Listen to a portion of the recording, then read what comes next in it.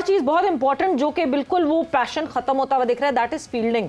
क्योंकि जब हम पाकिस्तान सुपर लीग की बात कर रहे हैं, ऑब्वियसली रिसेंटली इख्तिताम हुआ है पाकिस्तान सुपर लीग सीजन 10 का, fielding was the most disappointing factor जो कि हमने देखा। लीग मैचेस तक 130 कैचेस ड्रॉप हो चुके थे, यानी 30 मैचेस में 130 कैचेस ड्रॉप हो चुके थे। सो मतलब फील्डिंग क्या, लोग कहते नहीं जी अपने अंदर से आती है फील्डिंग, एक इंडिविजुअल का काम होता है फील्डिंग, या फिर जिस तरह ड्रिल्स कराई जाती हैं क्या फील्डिंग उससे इंप्रूव होती है? देखें, फ्रेंचाइज क्रिकेट में इतना टाइम नहीं होता कि कोचेस जो है ना प्लेयरों के साथ काम कर सकें और उनको इम्प्रूव करने की कोशिश कर सकें, उनकी टेक्निक को सही बना सकें। इतना टाइम नहीं होता, बहुत फास्ट क्रिकेट होती है, मैचेस होते हैं। वार्म अप के लिए आपके पास 20-25 मिनट होते हैं जिसमें आपने सारी चीज़ें करनी होती है, क्विकली सारी चीज़ें करके आप जाते हैं। मैं जब पाकिस्तान का लीड फील्डिंग कोच था तो मैं रिसर्च बेस्ड सारी चीज़ें कर रहा था, तो सब में एक जो पॉजिटिव चीज़ थी वो मैंने निकाल दी थी कि एक फील्डिंग की असेसमेंट निकाल दी थी कि फील्डिंग की असेसमेंट करते हैं हम फिटनेस की असेसमेंट करते हैं, मगर फील्डिंग की कभी असेसमेंट नहीं की। उसमें आप ऑब्जेक्टिव, आपके पास नंबर्स होते हैं जिसमें आप क्लियरली बता सकते हैं कि एक बंदे की बेसिकली स्ट्रेंथ क्या है, वीकनेस क्या है। आप किसी को ये नहीं कह सकते यार ये खराब फील्डर, ये अच्छा फील्डर। खराब है तो उसमें क्या खराबी है? सारी तो खराबी नहीं होगी ना, कुछ पोजीशंस होगी जिसमें ना वो कैचिंग नहीं कर सकता। अब जैसे मैं आपको एग्जांपल देता हूँ, square leg, deep square leg और मिड विकेट में जो कैचेस आते हैं वो स्पिन होते हुए आते हैं। लॉन्ग ऑन और लॉन्ग ऑफ में स्पिन नहीं होता बॉल पे, वो सीधे कैच आते हैं। तो आप देखेंगे लॉन्ग ऑन लॉन्ग ऑफ पे कैचेस ज्यादा आसानी से पकड़े जाते हैं। स्क्वायर लेग और मिड विकेट में कैचेस ज्यादा ड्रॉप होते हैं क्योंकि उसमें बॉल डिप भी होता है, उसमें स्पिन भी हो रहा था। अब उसकी प्रैक्टिस उसी तरीके से करानी चाहिए। तो डोमेस्टिक लेवल पे और क्लब लेवल में हम लोगों का बस एक ट्रेडिशनल है, हम सीधा बल्ला उठा के सामने से हिट मार देते हैं ना। उसमें कभी ये सोचते हैं कि स्क्वायर लेग फील्डर के लिए हमें डिफरेंट एंगल से डिफरेंट स्पिन के थ्रू कैचिंग करानी चाहिए, वो नहीं कर सकते। देखें, इसमें बहुत ज्यादा टेक्निकलिटी है फील्डिंग में, थ्रोइंग करने में बहुत ज्यादा टेक्निकलिटी। अगर आपकी टेक्निक सही नहीं है, आपकी थ्रो सही नहीं हो सकती। हर बंदे के अपने तरीके होते हैं थ्रो करने के, उस तरीके से अपने आप को इम्प्रूव करना होता है। देखें, बेसबॉल कहाँ पहुंच गई है थ्रोइंग में, और वो बहुत आगे चली क्योंकि वो रिसर्च बेस्ड ट्रेनिंग करते हैं, वो रिसर्च करते हैं, उसके बाद ट्रेनिंग करते हैं। मैंने एक फील्डिंग असेसमेंट का एक क्राइटेरिया बनाया था पीसीबी में, जिसमें 560 क्रिकेटर्स के फील्डिंग असेसमेंट किए थे, 560। I remember that. और स्कोरिंग मार्क्स भी थे कि कितने रन्स किसने रोके फील्ड में और क्या। वो तो पार्ट ऑफ वो था, एक प्रोसेस था, मगर उसके अलावा बिहाइंड द सीन हम लोगों ने हर फील्ड के असेसमेंट की। तो हमें डोमेस्टिक के हर प्लेयर के बारे में इंफॉर्मेशन थी कि उसकी राइट साइड स्ट्रांग है, लेफ्ट साइड स्ट्रांग है, कौन सी तरफ से थ्रो करने में वो बेटर है, कौन सी तरफ से अगर एंगल में वो बॉल पिक करेगा उसकी थ्रो में प्रॉब्लम होगी, किसकी थ्रो में प्रॉब्लम है, किसकी ग्राउंड कवरिंग में प्रॉब्लम है। तो ये सारी चीजें हमारे पास थी, मगर अनफॉर्चुनेटली उसको कैरी ऑन नहीं किया गया।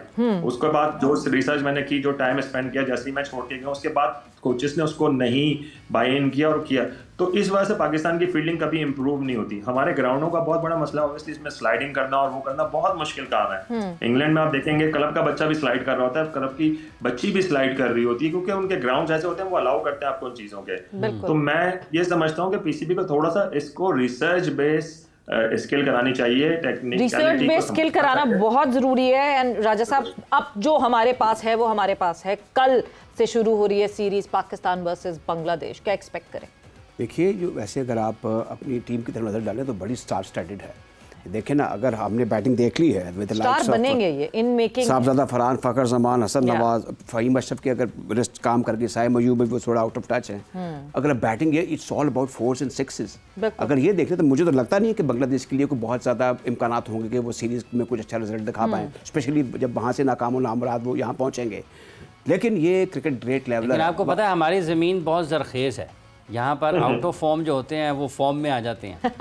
ये बड़े बड़ों का करियर खत्म होने वाला होता है, हम रिवाइव करवा देते हैं। ऐसा हुआ है। हाँ। लेकिन एक चीज जो बड़ी पर्टिनेंट अभी मुझे ऑपोजिशन के स्टार्स बनाते हैं, और उनके कोच, बांग्लादेश के कोच उसकी बहुत बड़ी मिसाल है। फिल सिमंस ने कितने आउट किए पाकिस्तान के। आप ठीक कह रहे हैं, लेकिन एक मैं बड़ा गौर से सुन रहा था अतीक की बातें। देखिए, जो उन्होंने आपको फील्डिंग मैनुअल बताए, जो उन्होंने सारी चीज़ें देखी हैं, मैं आपको 100% कहता हूँ कि ये सर से गुजर जाएंगी वो लोग जो कि क्रिकेट बोर्ड में हैं।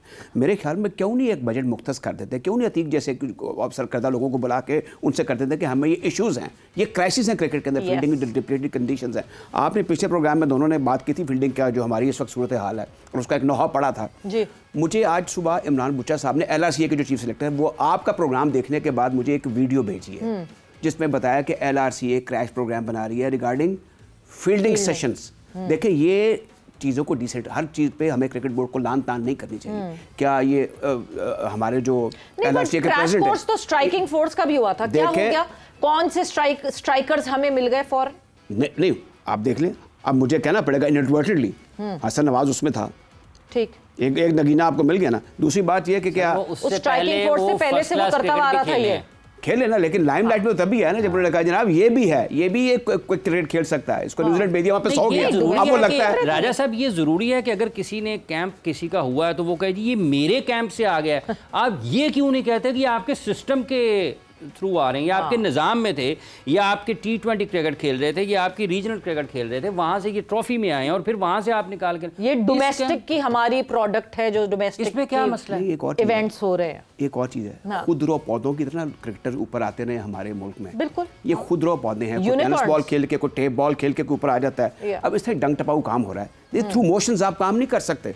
इसमें आपको मैच करने के लिए अभी हम इस वक्त उस माहौल में हैं जिसमें हमें बहुत बड़ी कामयाबी जंग के महाज पर भी और क्रिकेट के महाज पर भी हासिल है, लेकिन हमें भूलना नहीं चाहिए कि हम 9वें नंबर पर टमक टोंगियां मार रहे हैं, 7वें नंबर पर, 5वें नंबर पर। ये भले हुए अभी ना, मुझे बताएं सवेरा हाफिज इमरान साहब, do we deserve such condition? अब 2025 में हमें तो टॉप पे होना चाहिए था। We are the most talented nation, ये दुनिया भर के कोशिश कहते थे। अच्छा राजा साहब, वक्त का मुकाबला सख्त। अतीक, आपकी तरफ मैं जल्दी से आऊंगी, क्या एक्सपेक्ट किया जाए कल से जब ये सीरीज शुरू हो रही है? देखें, इसमें ये है, मेरे ख्याल से पाकिस्तान क्रिकेट टीम के लिए कोई इतना प्रॉब्लम नहीं होगा। बांग्लादेश अभी करंटली सारे प्लेयर फॉर्म में हैं और खेलते हुए आ रहे हैं, और मेरे हिसाब से इनको वाइट वॉश करना चाहिए और इसी मेंटालिटी के साथ जाना चाहिए कि we are on the different level as Bangladesh, और play with your heart and play without fear. That's the important thing कि आप अपनी परफॉर्मेंस को नहीं, आप टीम की परफॉर्मेंस के लिए आप कंट्रीब्यूशन करें, सिग्निफिकेंट कंट्रीब्यूट करें या मैच जिताएं। आप T20 में 2 प्लेयर्स अगर आपके अच्छे परफॉर्मेंस कर जाते हैं टॉप लेवल की, तो आप मैच जीत जाते हैं आराम से। तो वैसे जब बांग्लादेश के साथ टेस्ट सीरीज हो रही थी ना, तब भी हमने कहा था कि हम वाइट वॉश करेंगे, मगर फिर वो उल्टा हमारे साथ हो गया था। But let's hope and let's wish कि पाकिस्तान क्रिकेट जो है वो अच्छी परफॉर्मेंस दे।